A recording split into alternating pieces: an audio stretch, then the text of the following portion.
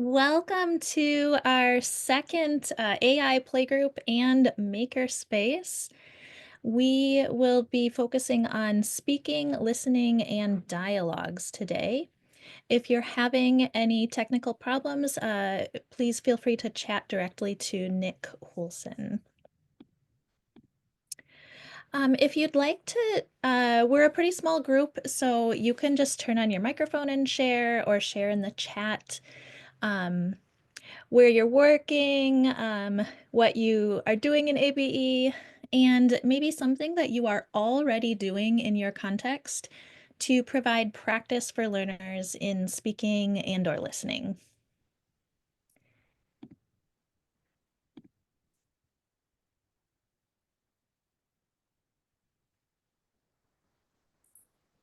Thanks. Jamie's here from Pine and Chisago counties. She's a coordinator and an instructor.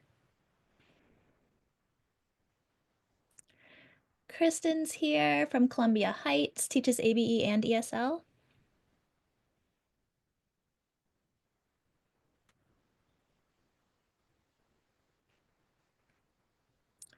Carly's here from Open Door, Minneapolis, teaches online ESL. Bridget teaches ESL for Metro South. Oh, nice.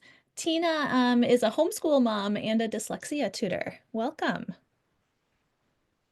Courtney works with AmeriCorps members at Literacy Minnesota.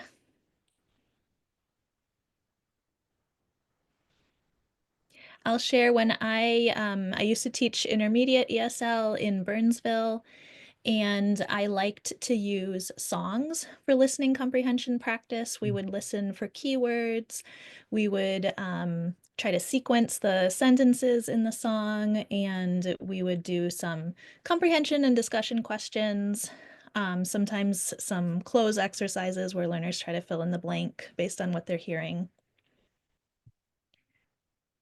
I can go next. Yeah. During my classes, I also teach at Open Door. I teach beginning literacy versions. Oh, hello, I see Paj is joining us. Matthew Pajunan. Hello. And during my class, one thing I already do to get learners to practice speaking and listening is the low-tech way is to quiet down the room and get them to listen to each other. What did so-and-so say? What did they say? Or listening to recordings. In my case, I use MobyMax's vocabulary or MobyMax's phonics spelling to try to practice words. Great. Thank you, Nick.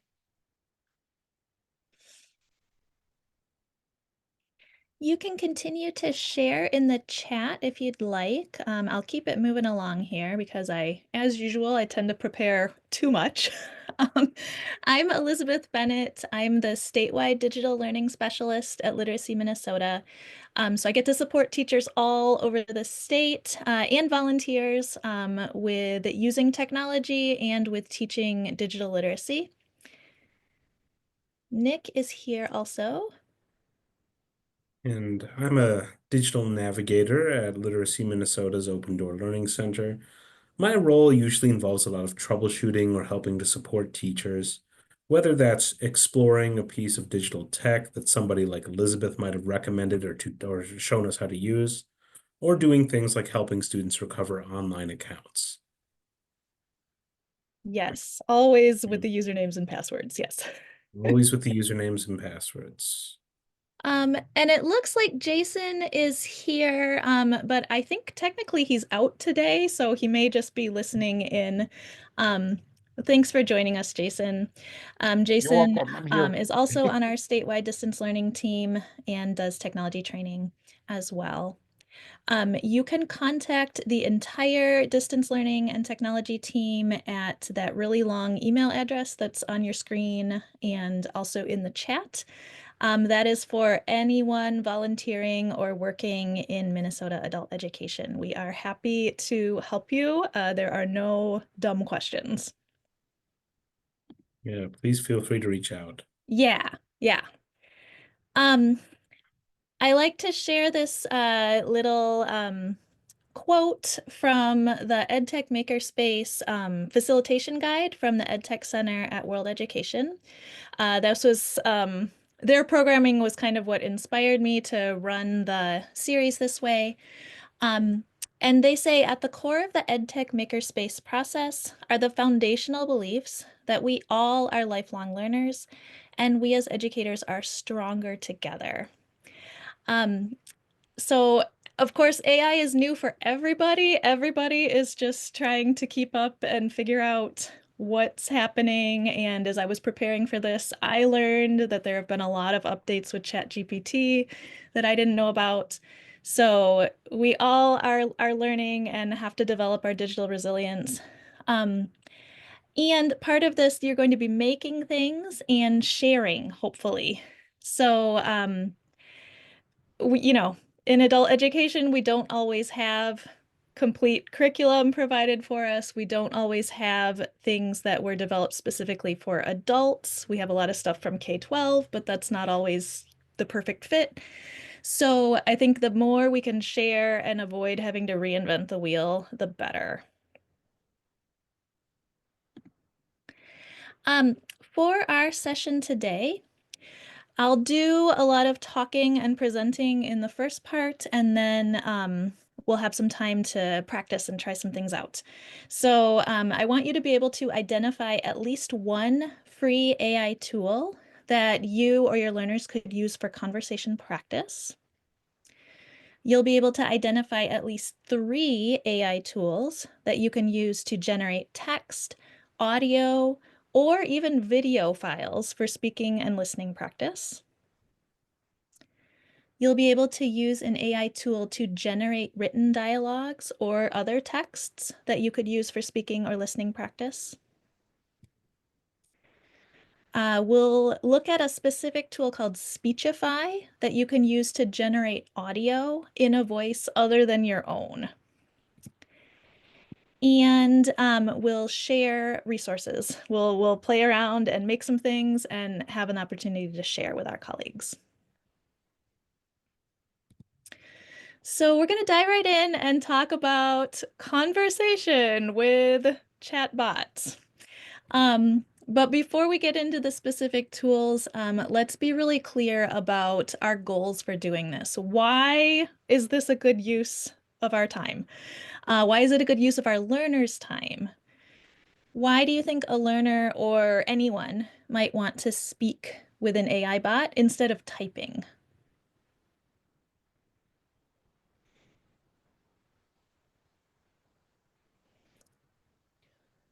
I get really tired of typing and I have really thick fingers or something, and so I'd rather just talk.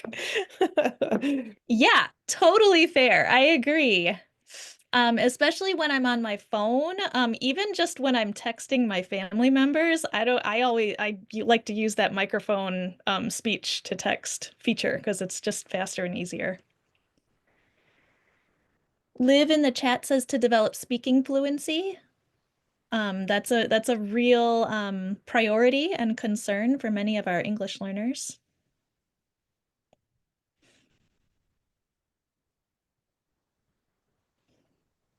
Well, perhaps it's a nice way to get into AI, like kind of ease into it if it's something new for them. Certainly. Yeah, we'll talk today about a way you can actually just use any phone. It doesn't even have to be a smartphone. There's a 1-800 number you can call to talk to ChatGPT. So if someone is not real comfortable with their digital literacy skills, that can be a way to kind of ease into it. Um, Another reason I thought about is accessibility, kind of going along with the challenge of typing.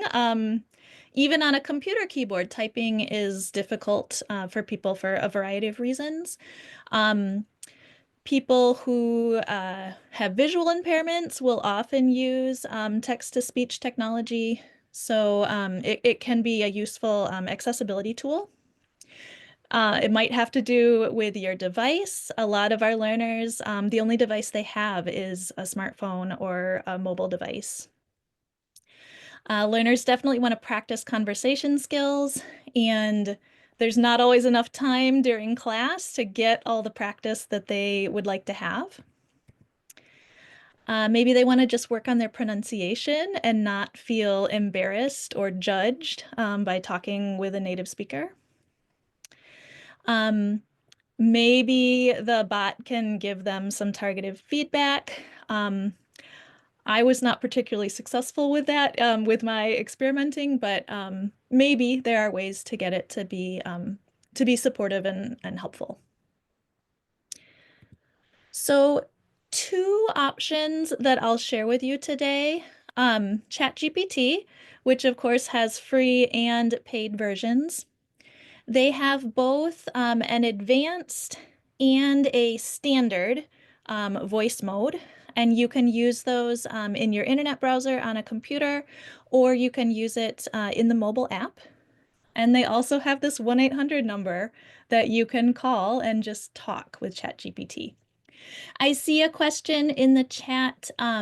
Yes, you will get a handout a bit later on, and that'll have a link to the slides, and I'll also email all the resources after today. And then another tool that was recommended to me is called Pi, which is kind of similar to ChatGPT, but it's a much simpler interface. Um, and it just feels a lot calmer. It was kind of almost designed for like therapy or like life coaching. It very much has that kind of a feel. Um, and it just might be a little less intimidating for someone. ChatGPT might be a little much to start out with. Both of these are best for only speaking. Um, I wasn't really able to speak and read along with what was being said.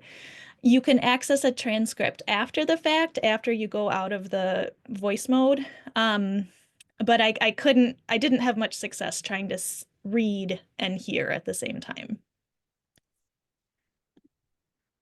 So we'll look at ChatGPT first. This is a screenshot from the mobile app.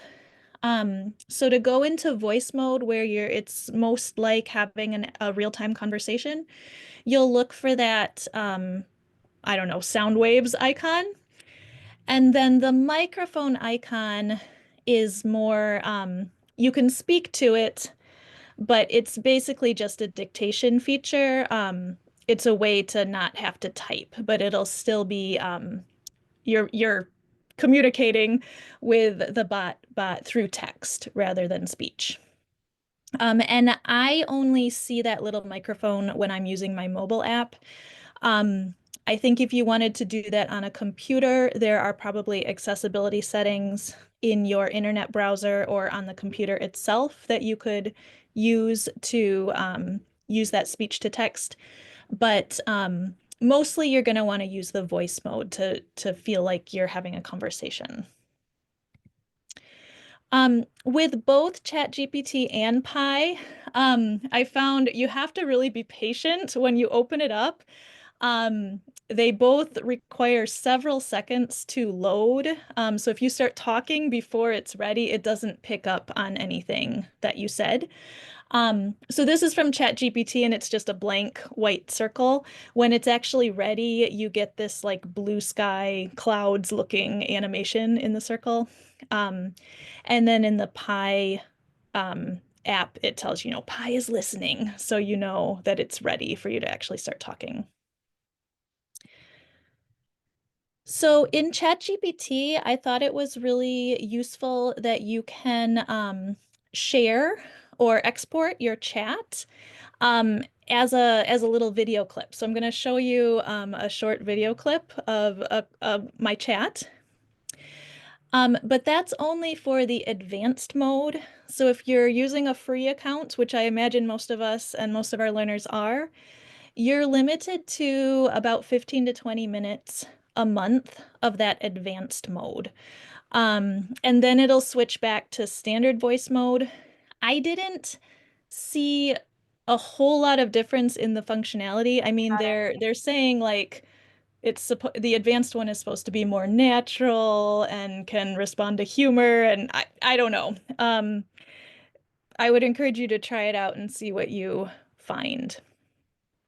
You also have more options for voices, so you can choose male and female and different accents. I think there are like eight to 10 voices you can choose from.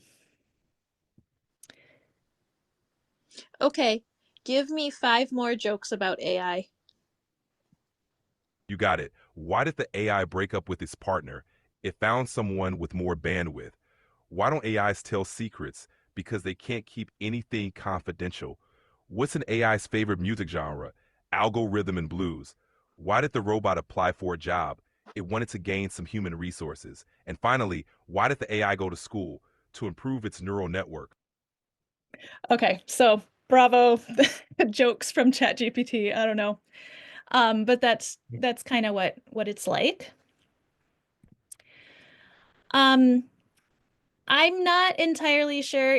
I asked it if it would show me a transcript while we were talking, and it told me to use the accessibility settings I couldn't get it to work on my phone, and I honestly I didn't spend a lot of time trying on my computer. So I don't know if it's really possible or not. So I my first language is English. I was a French major in college, and then I took like 3 semesters of Spanish a very long time ago. So Spanish is like my L3. So I tried to practice speaking with it in Spanish just to get a feel of like what's this going to be like for our learners. Um, and for me, it was really a struggle. Since I couldn't read along, the way it was speaking to me in Spanish, it was just too fast for me to comprehend a lot. And the feedback I got, even though I asked it to give me feedback, most of the feedback was just along the lines of, great job, you're doing great. Nothing very constructive that was actually going to help me advance.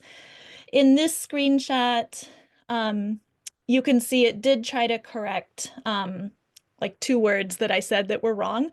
Um, but it was kind of sandwiched in between other sentences that it was saying. And so I think it would be really easy for a learner to miss the feedback.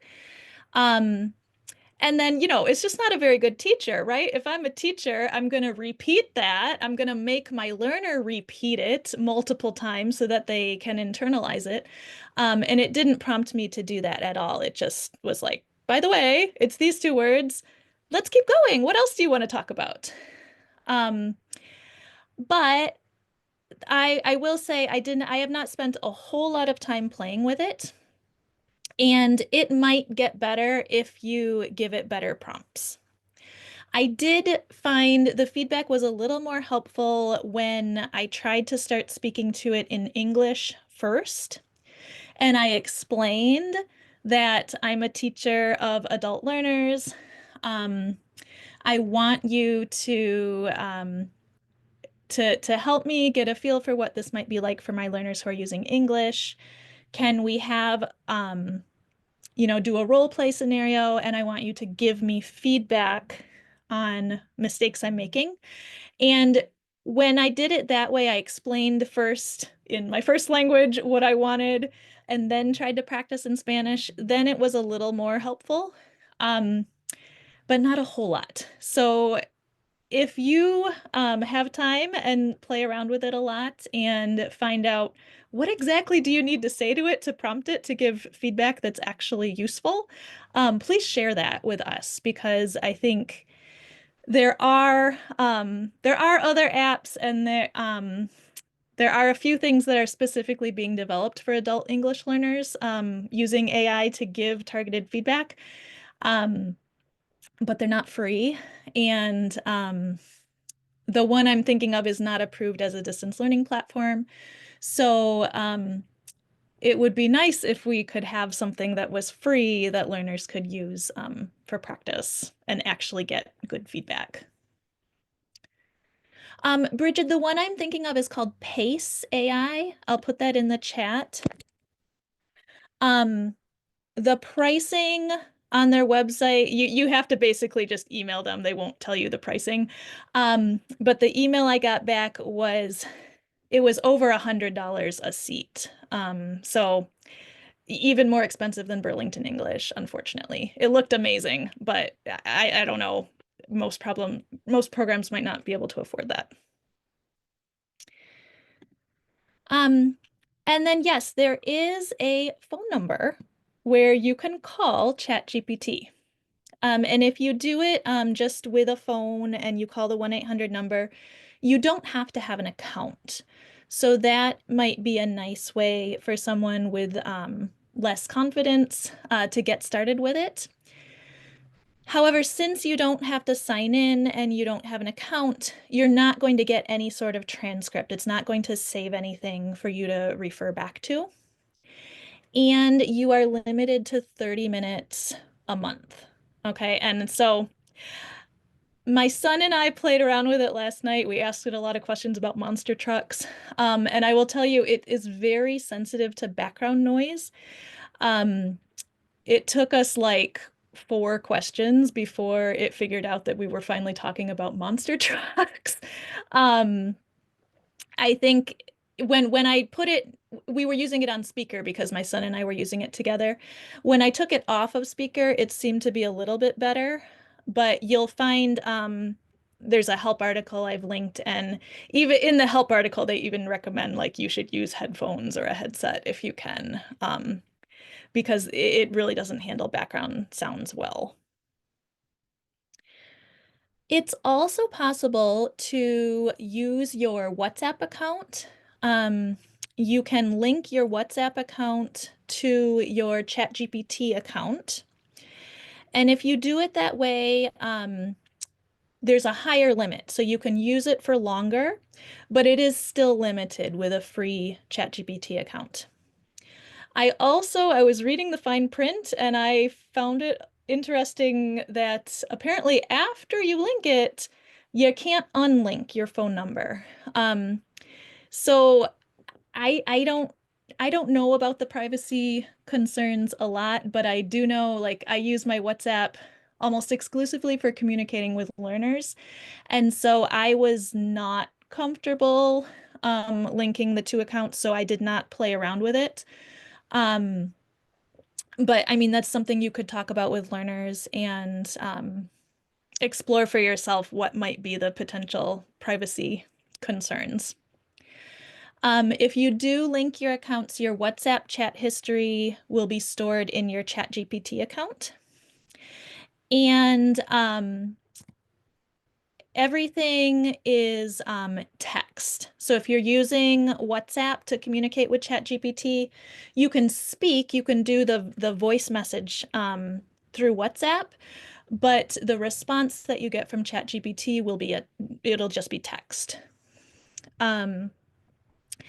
And also, it's not possible to add ChatGPT to group chats. So when I was using WhatsApp with my classes, I always had a class group.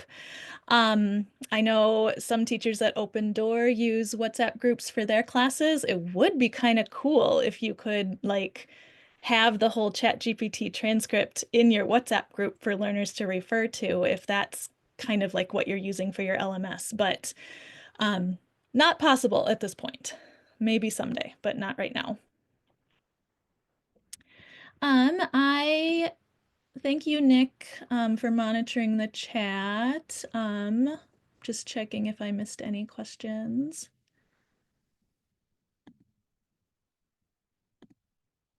I think most of the questions in chat are answered right now. Okay, We had one from Bridget about what is Copilot, but I answered that. great. Okay. Yeah, so the 2 I'm presenting today obviously are not the only options. There are many AI tools out there. I chose ChatGPT because it's the most well-known, and I think a lot of learners are actually already using it, whether we realize that as teachers or not. And then Pi was recommended to me by another person who does professional development for adult education. So here's a screenshot. If you go to this Discover tab, it'll suggest all these, fun not intimidating conversation topics. Um, I asked it for some help with math, just to see how it did, and it was terrible. I would not recommend it for help with math or anything that's like really academic and complex. Um, I did find it interesting, though, that I asked it about bird flu, and it was able to give me some pretty legitimate information. And it even, when I asked it to cite sources, it gave me some what looked like valid sources. I did not investigate all of them, but that is something you can do and you can teach learners to do if they're working with AI. I think that's a really great critical thinking information literacy skill to have is, you use the AI tool to help you, but then also make sure that it tells you where it's getting its information. Um, So I tried to kind of practice my Spanish with Pi as well. And it was worse than ChatGPT. It was even more frustrating. Um, ChatGPT at least recognized that I was trying to speak Spanish, even when my pronunciation and grammar were terrible. Um, Pi, like half the time, it didn't even recognize my Spanish as Spanish, which you can imagine for a learner is going to be really discouraging. Um, I do think it is really nice though for high intermediate or advanced ESL learners, and of course for people who speak English as their home language. I think it would be great for them, just since it's simpler and less intimidating than ChatGPT. It could provide some simple grammar practice when I gave it enough prompting. You'll see it, I took a screenshot on the next page. But like I said, trying to speak Spanish with it was really frustrating. And it has very few languages other than English that it supports. Um, ChatGPT supports a lot of languages. I have even used it when I needed something that was not available in Google Translate, so I went to ChatGPT and it had that language. But Pi, it only has the European and English-based pidgins and creoles. Um, so I asked it for some ideas about how it could help students learn English, and it suggested conversation practice. Um, I I didn't have a lot of luck getting it to give me good constructive feedback either, but again, I think with more prompting, that is something you could work on. Um, and then also for listening practice, you can put in a text and Pi will read it back to you. So that could be a useful tool. When you're using it in the mobile app, it's super easy to talk to. I mean, it even has that phone receiver icon. So you just press that and start talking. Um, and then I asked it to just give me a basic explanation of verb tenses. And it gave a pretty decent overview of past, present, and future verb tenses. And then I asked it to give me some practice exercises. And first, it just gave me like a page of fill in the blank, but then it didn't wait for me to actually do the exercise. It just gave me the answers and the explanation. So I had to prompt it some more. Um, this time, just give me one at a time, let me respond, and then give me the answer and the explanation. And it was okay with that. But again, these were very, very simple exercises, just like fill in the verb that goes in the blank in a single sentence. And then I asked it to give me some exercises that were a little bit more contextualized. Phlebotomy, I was just talking with someone whose program has a phlebotomy class. And it gave me some, they weren't really specific to phlebotomy, but at least like a medical clinic setting. So that was nice. And then, of course, there are other options for conversation. If people are using Facebook or the Facebook Messenger app, you do have Meta AI already, part of that Messenger app. There's also Gemini Live. People were talking about Copilot. Are there others that you have tried, or any hot tips and tricks that you want to share with us?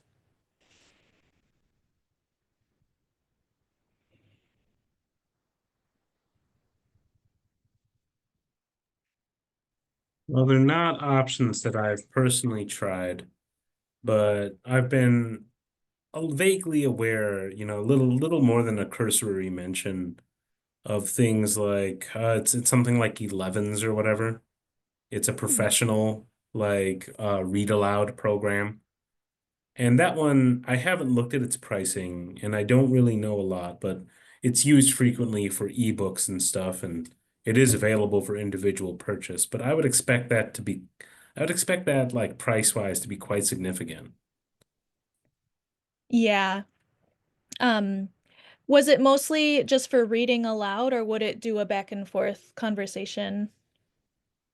It advertises itself as having some conversation, but I'd have to do a much deeper look at it. I think you and I are both CC'd in an email where it's recommended as one of the resources. Sure.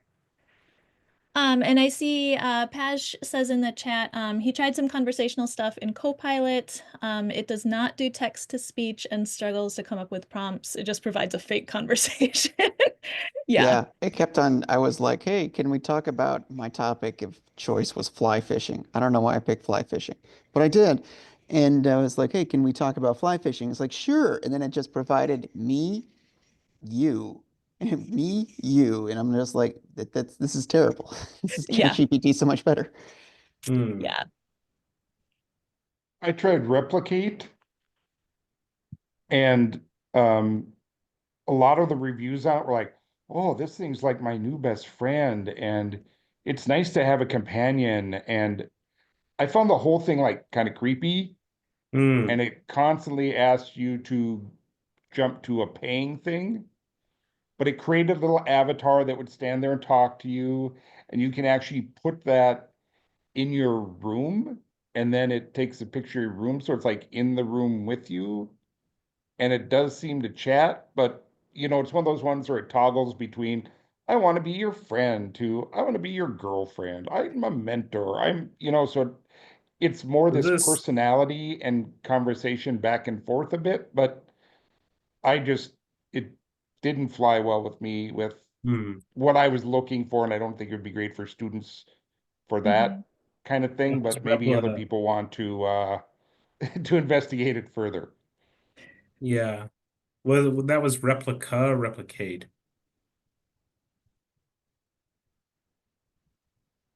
I think he said replicate. replicate. Yeah. All right. Yeah, and I see your comment about Pi being a little creepy as well. Yeah, I looked at some of the reviews that people had left, and yeah, Hmm. there were a lot of reviews like, this is just my best friend. I'm relying on it so much. And yeah, it just gets into that uncanny, like, you're not actually talking to anything that's human, but um What's funny when you say that, Elizabeth, is I was on Chat GPT talking to it and played some trivia games with it and to see what kind of games it could just play with spoken words.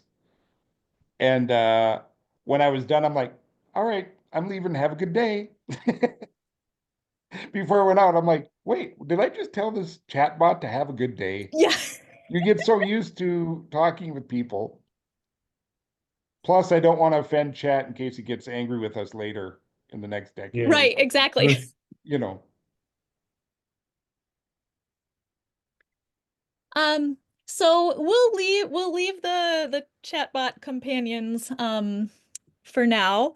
And the rest of the time I wanted to focus on, I don't know if this is the right like language teacher academic term, but what I am kind of calling controlled practice.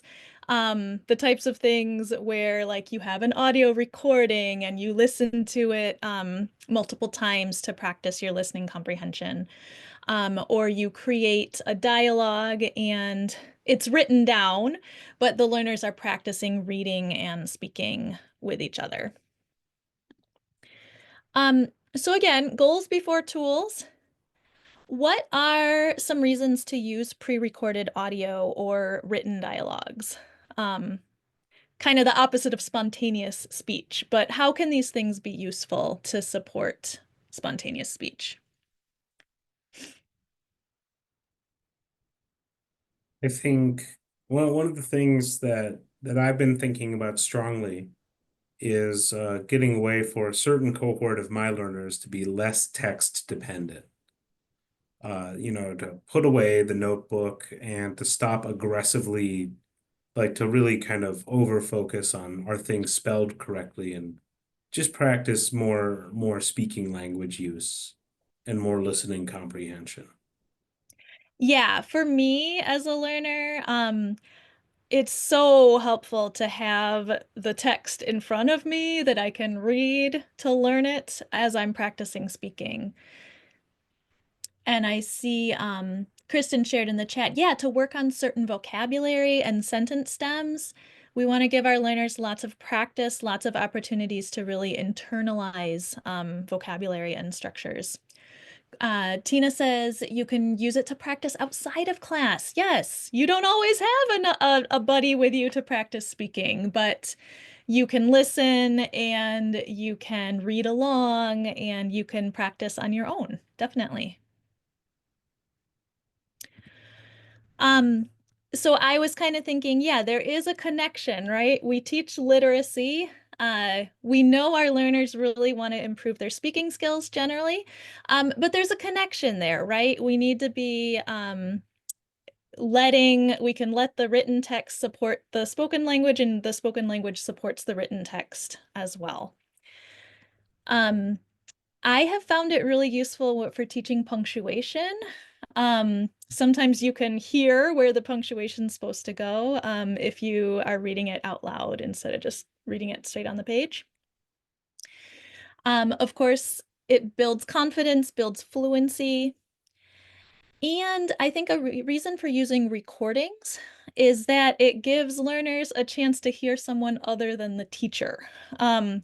Yes, you want to be able to understand your teacher, but not everyone who speaks English sounds like me. There are global Englishes.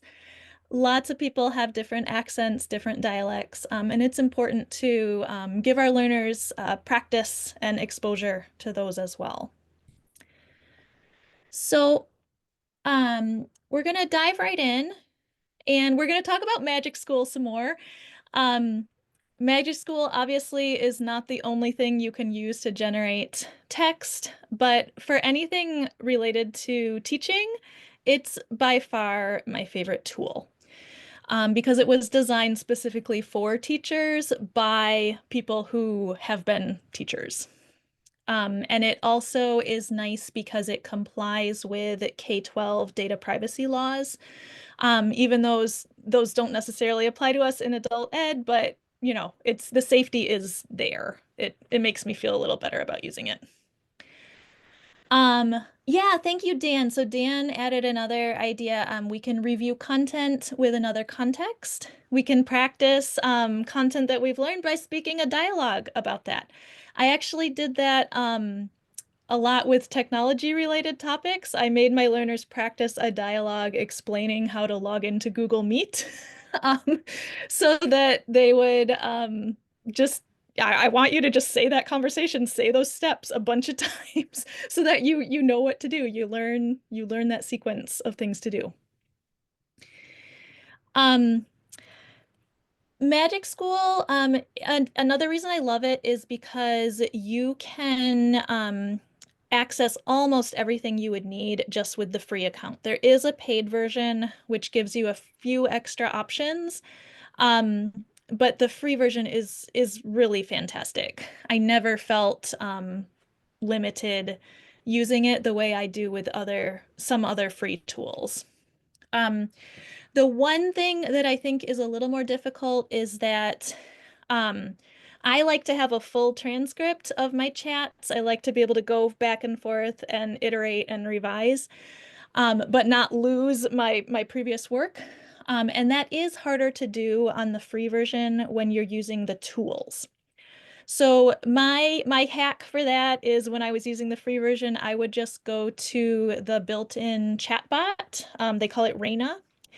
And that will actually save your entire transcript. It's less structured. You have to do more of the prompting work yourself. But it'll save the full transcript for you.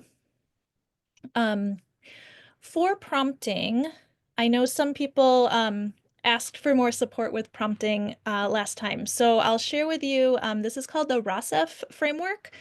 I learned about this from Rachel Riggs, another person at the EdTech Center at World Ed. And this acronym stands for Role, Action, Context, Examples, and Format.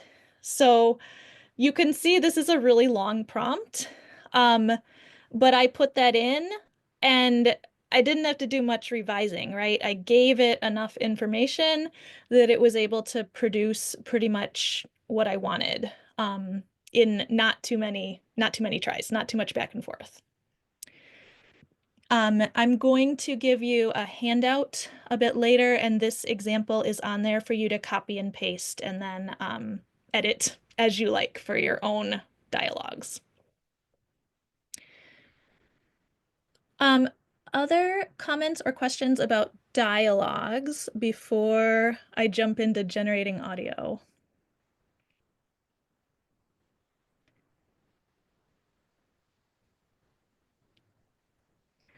You can keep those coming in the chat, but I'll keep going. So the tool I found that I liked for producing audio is called Speechify.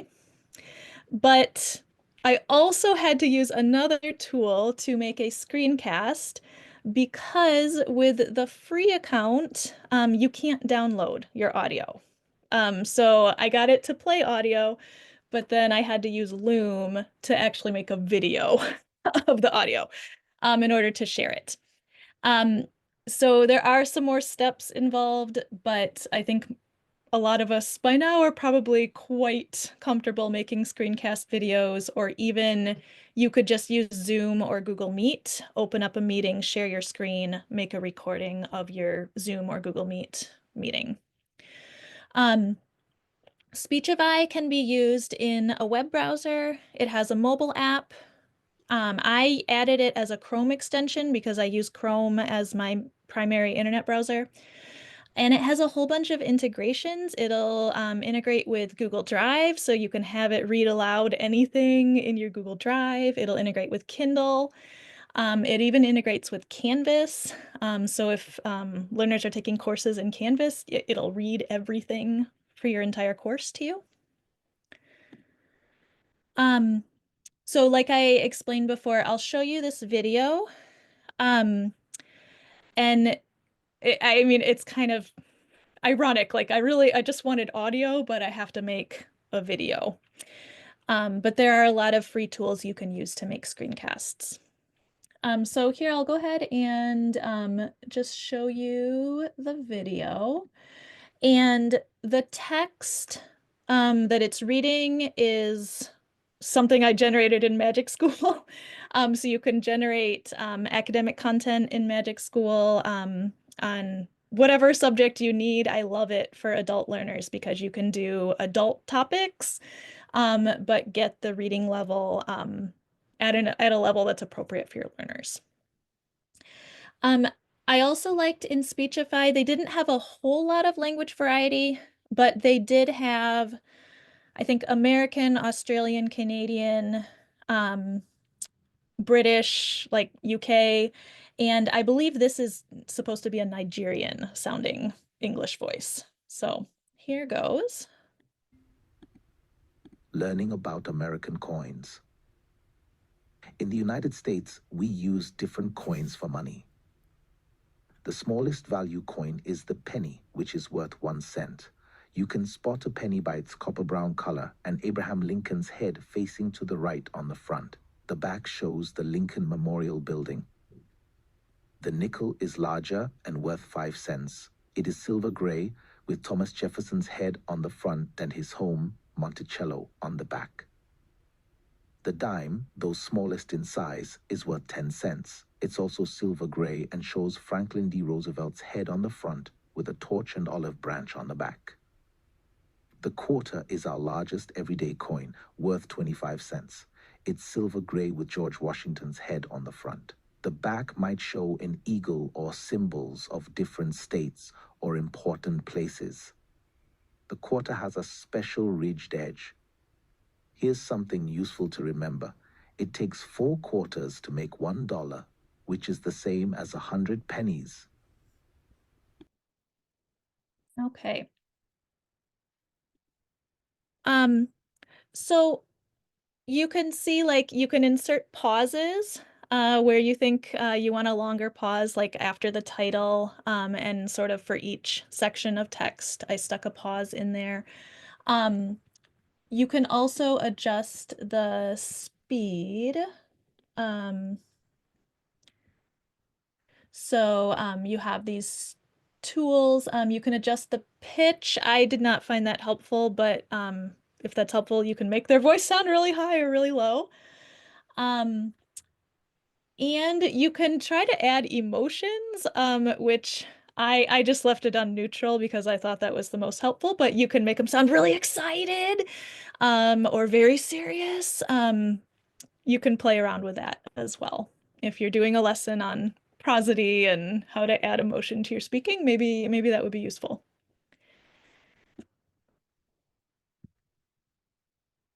So I see, yeah, Bridget, exactly. It might be really interesting for students to listen for the difference. And just notice like, yeah, what is the voice doing, is what's happening to the pitch or the speed or the rhythm, to express those different emotions. Um, and I see, yeah, so Kristen, there are levels to Speechify. Everything I'm going to show you is just the free version. I have not paid for anything. But you can see there is like this download button. But since I was using the free version, when I click that download button, the only thing that happens is it prompts me to upgrade to the paid version to download the audio file. So that's why I I used Loom, so I had to throw an extra tool in there. And I believe yeah, so Kristen, I think it'll let you use the advanced premium features for free for 3 days. But then yeah, you'll have to either start paying or downgrade back to the fully free version. Yeah. So other ideas, how might you use an audio file like this? We talked about emotion, adding expression, changing the speed. Um, what else could you use this for?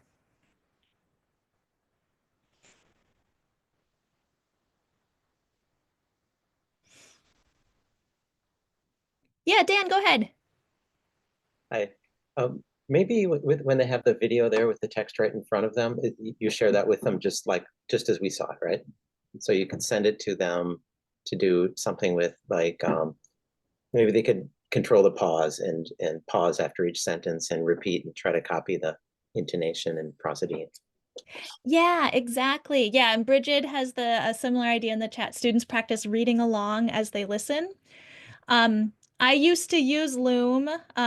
If I didn't have a recording of something and we were working on a text, I would use Loom and just record myself, and I would be sharing the Google Doc with the text. Um, but like it's always my voice, and that's okay, but learners should really get to hear other voices too. Um, I think there are a whole lot of things you can do. Of course, the fluency practice is super important. I always did that with every text we read. You can also do it just as like a listening exercise. You can do comprehension questions, have people listen for keywords. Again, with music, I would do this with songs, and I totally stole this idea from Liddy Rich. It's not my original idea. But she would make a list of like 25 words for the song. Um, But 4 of the words on the list were not actually in the song. So learners had to listen and check off only the words that they actually heard. So that's a pretty fun activity. Of course, you can do cloze exercises where learners fill in the missing words. You can have the sentences on sentence strips, or I did it in Flippity, where students would listen and then sequence things as they're listening. You can do true-false questions, and you could even, for more advanced learners, sometimes when I taught GED learners, I would just play a radio story, like something from NPR, and we would use it to practice taking notes. What are some main ideas and what are some questions that you have from listening? All right, so now we'll go to the most, I don't know, uncanny, fun one of all. And this is where you can generate a video using a tool called Synthesia. And so I made a little promo video for our Minnesota Adult Education Hotline that anyone can use to find free classes. And I mostly just copied and pasted text that was on the hotline website into Synthesia. And then with AI, it generated a whole script for me. It generated these slides, like the different scenes of the video. And then I got to select different avatars. I used, I think, 3 in the video that I thought looked kind of similar to, you know, a prototypical learner. I think with the free version, you have access to like maybe 8 or 10 different avatars. And of course, they look different and they sound a little bit different. I don't think this had as much variety of like global Englishes, but at least you got to hear a different person's voice. A free account with Synthesia lets you make 3 minutes. So you only get 3 minutes of video each month. And even though I told it to make the video 1 minute long, but the video ended up being 1 minute and 45 seconds. So just be aware of that. Be really choosy about what you actually ask it to generate the video for, or you're gonna hit that 3 minute limit pretty fast. You can either, like what I did, I just copied and pasted text into, there's like a prompting tool, so you can just dump stuff into the prompt and then it'll generate a script for you. Or if you already have a script, you can upload or copy and paste your own script. I let it just generate a script for me, but then I did a lot of editing to make it how I wanted. And full disclosure, I spent about 2 hours making this 1 minute and 45 second video. But I mean, yeah, it was my very first time using, you know, trying to figure out the tool. And I did a lot of extra editing that wouldn't necessarily have been, you know, I didn't have to do all that. I was just, you know, trying to make it look really nice and look exactly the way I wanted it to look. So I'll show you the video, and then we can talk about what you noticed and how you might think you could use this. Did you know Minnesota offers nearly 300 free educational programs for adults? From ESL to GED Prep, the opportunities are endless. There are even classes in career fields like food service and healthcare, all at no cost to you. Explore classes tailored to your needs, whether you're looking to improve your English skills, prepare for a career, or enroll in college. These classes are designed to open doors and create new opportunities for personal and professional growth. Find classes that fit your specific needs, from childcare to accessible buildings. Some classes are online, so you can join from where you live or work. There are programs to support those with brain injuries, hearing loss, or vision impairments, ensuring everyone has the chance to learn and grow. We believe education should be accessible to all, regardless of your circumstances. Let us help you find the right class to fit your unique situation. Searching for classes is easy. Visit our website or reach out via call or text for personalized assistance. Email us your zip code and class preferences, and we'll make recommendations for you. We have phone interpretation services in over 300 languages. No matter your language, we're here to help you access the education you deserve. Remember, using the hotline is always free. To recap, Minnesota's Adult Literacy Hotline connects you to free education and training. Contact us today to strengthen your skills and career prospects. Call to action. Visit our website or call, text, or email us today to start your educational journey. Your future begins now.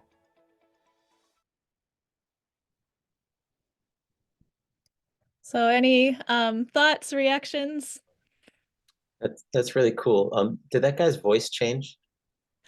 Yeah, I don't know what happened at the, yeah, something weird happened at the end. It sounded a little different to me too. Um, does when you're seeing it from your end, do their lips and the sound line up better than I'm seeing it from over here? Um, I wasn't, yeah, I think so. Sorry about it's probably just the Zoom delay. It's Okay. not perfect. You can still tell that it's, not real people, but Mhm. yeah, I thought it's a pretty good fake. Okay. Yeah, Bridget, I think that would be a really awesome application, teaching students to make their own videos. You could have students make videos promoting your school or whatever you wanted. Or kind of like a PowerPoint, having them talk and describe about what's going on in the video. Yeah. Yeah, or a research topic. Yeah, I maybe could have edited the script a little better. The call to action was a little awkward at the end there, but Yeah. whatever. I'm very impressed with like kind of as a proof of concept though. And if that's the correct term, because like this AI video is like heads and shoulders above where it was like 2 years ago. Yeah. Also, regretfully, I'm going to have to abandon this meeting. It's 4, and soon I will have to transition to another component of my job. So apologies for this somewhat unexpected exit, but I'll see Fair you enough. later. Thanks, Nick. Um, well, we are just about at 4 o'clock, so I will give you time now to work on today's project. I'm really sorry I made it way too complicated last month in January with all the vocabulary activities. I really tried to dial it back. And I really appreciate you returning and giving it another try. Um, I tried to make, there are 3 different options this time. So level 1, I feel like is the easiest. For level 1, you're just going to generate and then revise a practice dialogue that learners could use in class. You can use Magic School or ChatGPT or another chatbot of your choice. The level 2 project is try to take a dialogue or a text and get some audio using Speechify.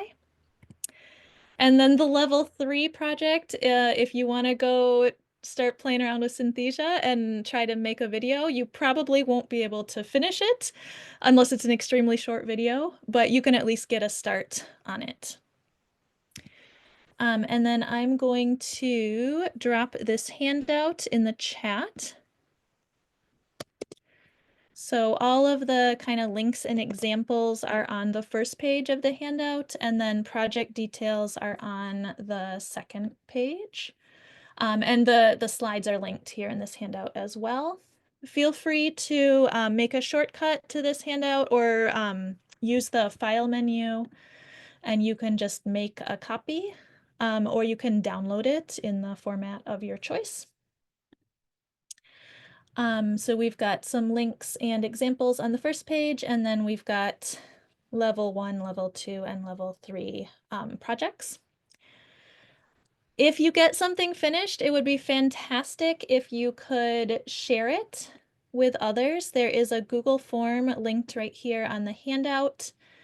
And you'll just fill in some basic information about whatever you created, what levels you think it's appropriate for, share the link to your resource, and then submit it. If you do submit something or you don't have time to submit it right now, but you want to submit it later, you can check yes, and I can send you some CEUs for making stuff. So and you can make more than one thing if you want. So just be sure to indicate that on the form and I can follow up with you. I'll go ahead and pause the recording. Whoops, that was not that was the screen sharing, sorry. Um,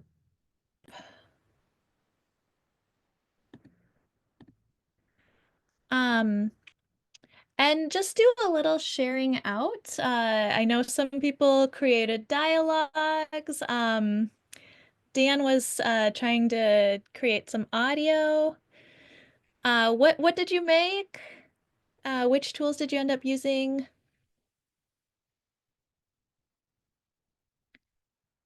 And then I love this question on the second bullet. A presenter shared it in a session on building digital resilience. I just think this is just a fantastic question. I should have asked this to all my learners every time we did something with a digital tool. What issues did you have to work through?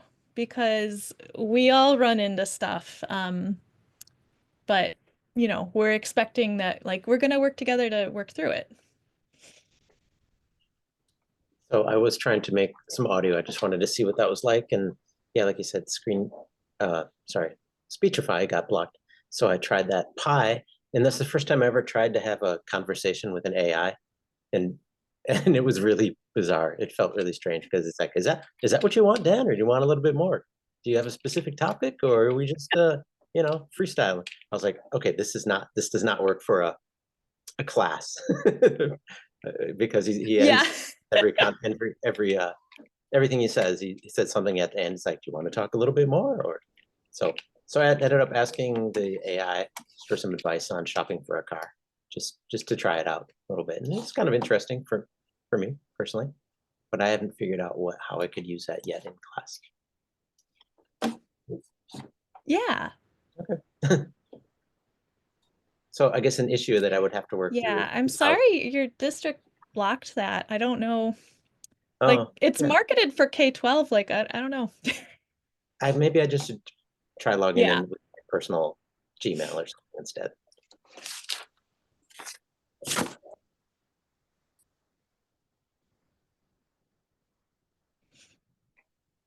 I just used your prompt just because I hadn't done it before to use the Magic School.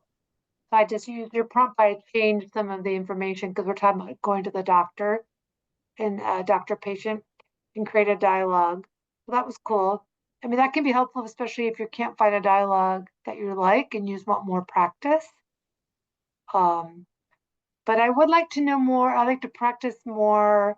I guess that's the last question, but how can I help students that they can, like, I think maybe was it Dan was mentioning, trying to talk to it so they can practice conversation with AI, helping them with the good prompts. I don't know. Yeah, that could be a whole nother webinar series in itself. I think linked on that Padlet, and I'll try to put that in the chat again for you. Common Sense Education has what I think is a really good, just kind of intro level, designed for middle school and above.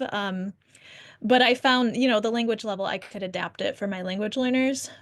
Just kind of an introduction to what is AI, what is prompting, what are some things you need to be careful of. So I would recommend that I'm sure if you just Google Common Sense Education AI for students, it'll come up. Khan Academy also has some interesting, I haven't looked at a whole lot of it, but they also have content on AI for students.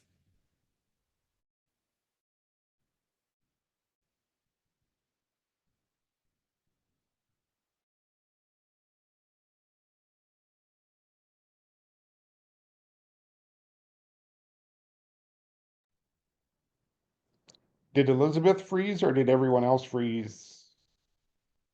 Maybe she did, because I'm not frozen, I Yeah, don't think. I'm good. Okay. She's being very still. Maybe she sees a T-Rex. So in that Padlet, I'd put a couple videos from Cloud English, and that's a guy who kind of has his own little English lesson plans for people. But he had um, some nice videos on using AI and to have students use them and what he recommends and what he didn't like. He's been using AI to try and help people learn English for a year or two, so he's got quite a bit Sorry of about that. experience on different Sometimes the platforms. digital learning specialist has trouble with you. their internet as well. Um, but I was just sharing, you'll get an email soon, sometime this week, about with an evaluation, and you can download your CEU certificate. You can also earn additional CEUs if you submit additional resources. I'm happy to send those to you.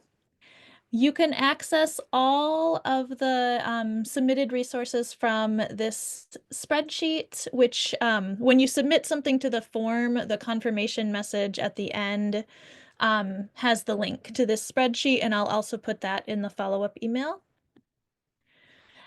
We do have our professional development YouTube channel, which you can scan the QR code here if you have your mobile device handy, or it's tinyurl.com/MNABE8753. And it's helpful if you can subscribe. So don't just go to the page, but hit that subscribe button, and then you'll get notifications when there are new videos posted. And our next meeting is 4 weeks from today, March 25th.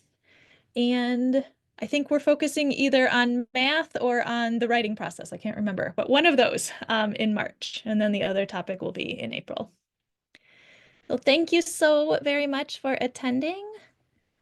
I can stay around for a few more minutes if you have other things you want to talk about. Thank you.